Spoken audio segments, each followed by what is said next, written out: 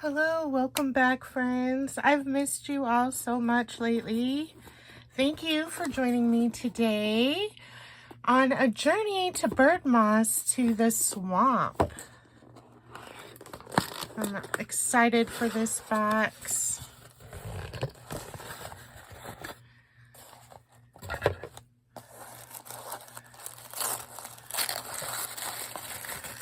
And here's what it looks like. Our art card of the swamp, Sanctuary. Travel beyond Birdmoss's forest and you will find a place where the ground grows muddy and uncertain. The path is narrower here and it is flanked by a sign. The gentle-hearted may walk upon this water, for the brutes will be devoured. The swamp is a sanctuary, a magical place of darkness and mysteries. Here there are flowers, scampering creatures, and occasional sunbeams, but also shadows, mushrooms, spiderwebs, and stretches of black water. Someone has built a leaning house of bark between the mossy trees. And you may notice I still have my rose petals here from my Persephone box. I left them. All right, let's get started.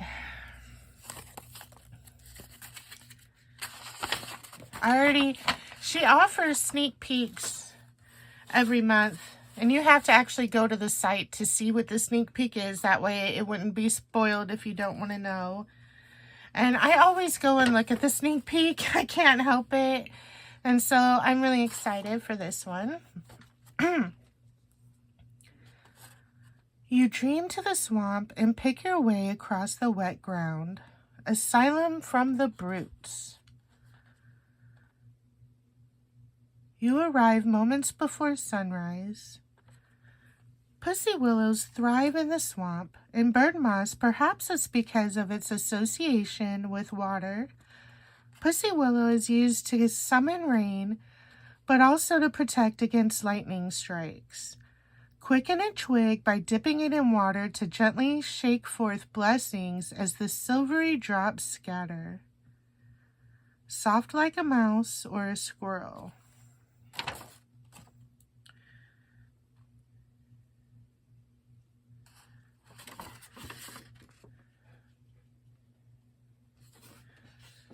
Let's see if I can find it.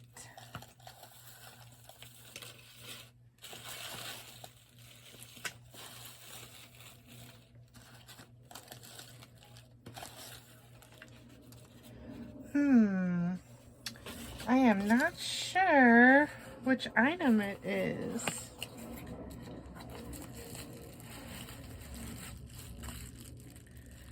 Don't think it's this. I try not to see what everything is.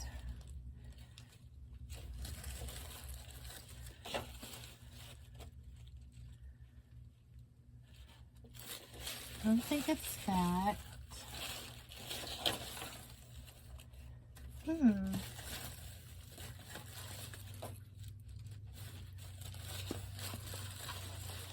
And it's not that. You know, I don't see it, I don't think. We're going to move on and see if we figure it out. Try to move all the squigglies out of the way in case that's blocking it. Let's see.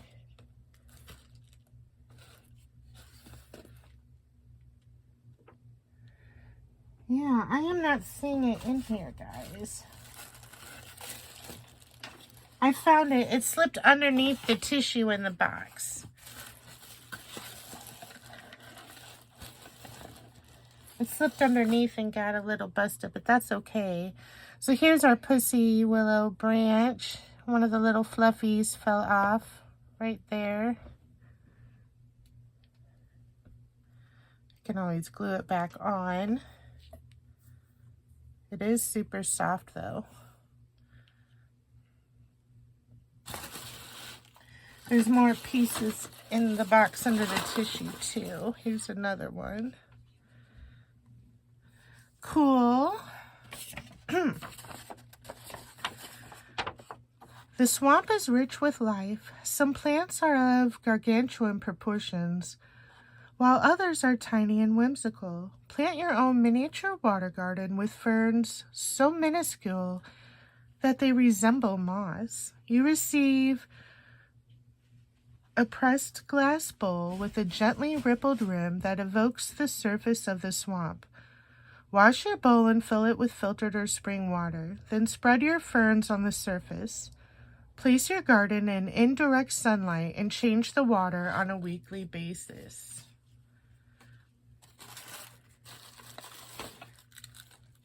And I believe this is our bowl. This is the item I was so excited for.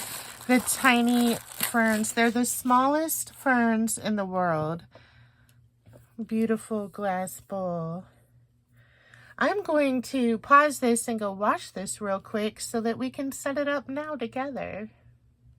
All right, I have washed our bowl.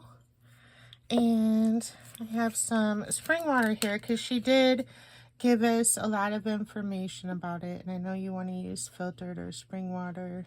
I'm just going to put a little bit in for right now because I'm going to carry this bowl into another room later and I don't want to spill it. And here is our tiny, itty bitty tiny ferns that look like, they're so tiny they look like moss.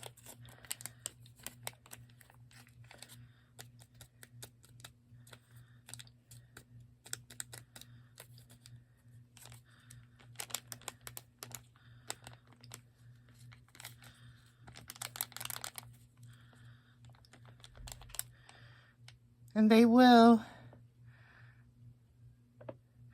roots will start going down and they'll turn the right way and everything once they get settled in. But they will grow and become a little, let's see if I can get the rest out. I don't want to waste any.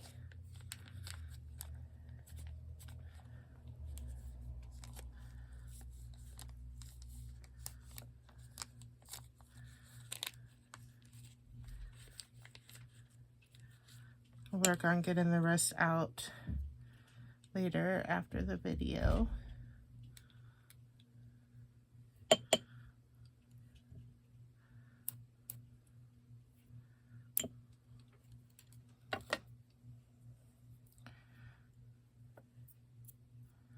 They're wet, so they're sticking to me.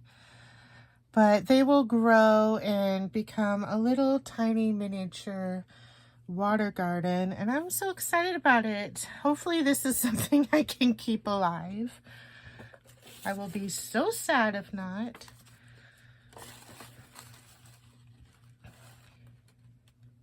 You knock on the door to the hut and Storm Swift invites you inside. As your eyes adjust to the dim interior, you see that the walls are lined with provisions and supplies. Bunches of herbs, bottles of jewel-tone preserves, jars of wild rice, and dried mushrooms. Storm Swift offers you a jar of dried shiitake mushrooms. Add them to your pantry or your altar. She seems very resourceful. And here is our jar of dried shiitake mushrooms. Awesome. You know, I think I'm going to pull out some of my gemstone chips to put in the bottom of the bowl. That will be cool. Some green aventurine maybe to help them thrive.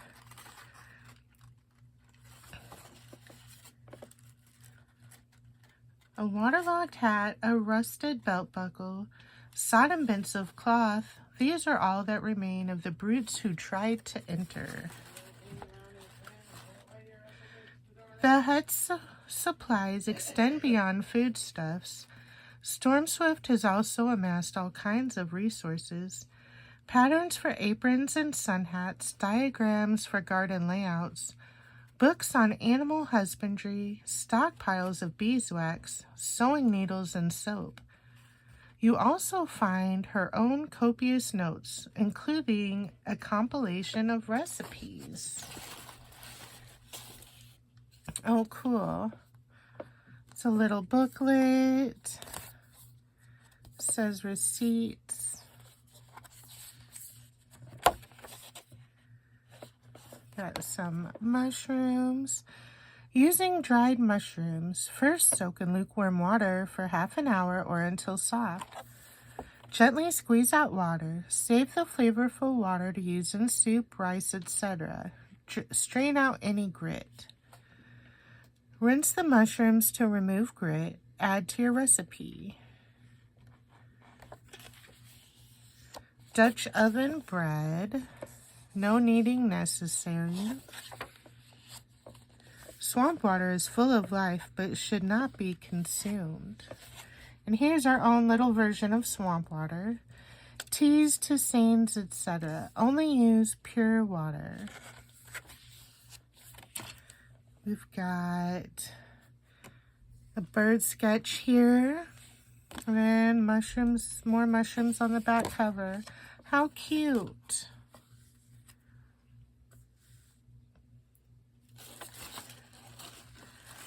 A workbench in the corner holds a miniature distillery, some kind of steam-powered clock, and all kinds of blown glass vessels. Your host has been studying the workings of vapor pressure, clouds, rain, and electrical storms. Well, I'm in the St. Louis region, and let's just say we know all about storms here lately. It's spring, so it's tornado season. I know a lot of you are in, Tornado Alley as well. So I hope all of you have been safe and haven't received any, major damage from the storms. She shows you a delicate instrument and instructs you to cup its liquid-filled chamber in your hands for a few minutes. But don't squeeze it, even if you're tempted. Okay. So that's what was in this box here. I peeked in and I could just tell it wasn't the branch, but I didn't know what it looked like. Oh, it's one of these. How cool. Red is self-knowledge, green is growth, blue is peace, purple is empathy. Do you see it filling up? And then if I let go,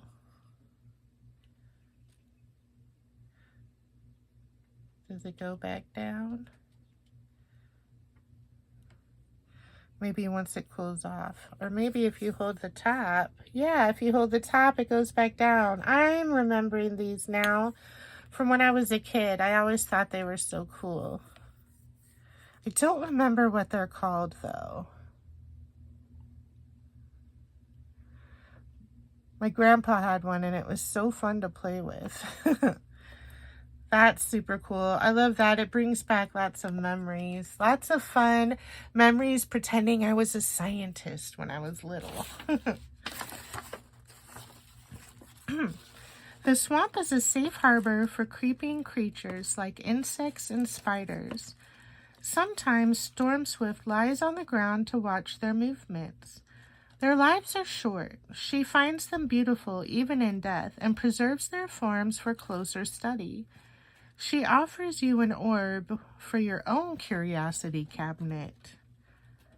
My sister also loves these creatures. Sometimes she sends a green beetle to check on me. Exploring the swamp, you find a stash of fish and frog bones. Who else seeks sanctuary here? And here is ours. This little glass ball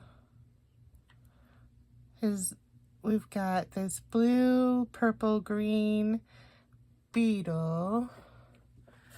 I don't know if you're going to be able to see.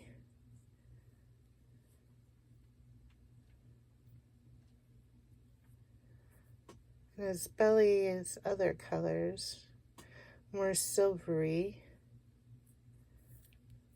Very pretty. Perfect for my little curiosity cabinet.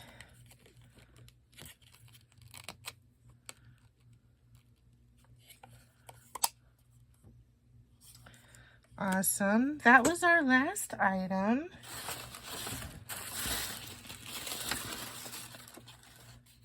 Oh, she went back to the little cards. In June, meet the raccoons. And look, there's a little fishbone skeleton charm. Oh, I'm excited to meet the raccoons.